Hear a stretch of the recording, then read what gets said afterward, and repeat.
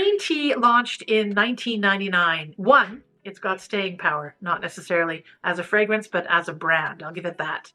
Two, like all its flankers, it's delightfully affordable. Three, it smells nothing like green tea. And I know what I'm talking about. I live in Japan, and I've lived here since before this fragrance was released. And you know, that's a bit of a relief, to be honest, because much as I like tea and fragrance, green tea is far too bitter, I mean Japanese green tea, to be infused into a perfume. I realize they must have been going with the idea of it, but even then, the bottling and actual smell of the fragrance it's too soft and delicate almost for me to associate it with green tea. Anyway, here are the notes. Right off the top, you get lemon, bergamot, mint, orange peel, rhubarb. Mint? What? Actually, I shouldn't be moaning to Miss Arden. She's not the perfumer. Who is the nose then? Well, I was somewhat surprised to learn that it's none other than Francis Kildejans.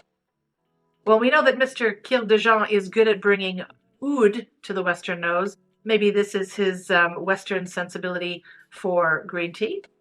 Don't get me wrong, though. It smells good. Soft and subtle, refreshingly delightful, particularly on hot days.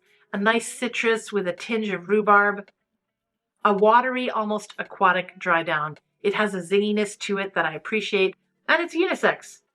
Lemony spricket, like drinking lemonade with mint leaves and just a sprinkle of sugar. Mint and sugar, two things I would definitely not associate with green tea, by the way. The biggest con to this fragrance, as well as with every green tea flanker coming after, at least to my knowledge, is the performance. This stuff lives near the skin unless you overspray, and you need to respray often throughout the day. So this cheap bottle of fragrance is perhaps not that cheap when you consider that factor. And you'd best believe that in summer, or if you're especially active, the performance will be reduced further, which is a shame.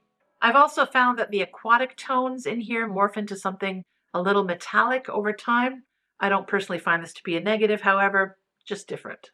But I tell you, this is exactly the type of fragrance that you want to wear in extremely humid and hot environments because it's not going to be off-putting or cloying and, it's fresh.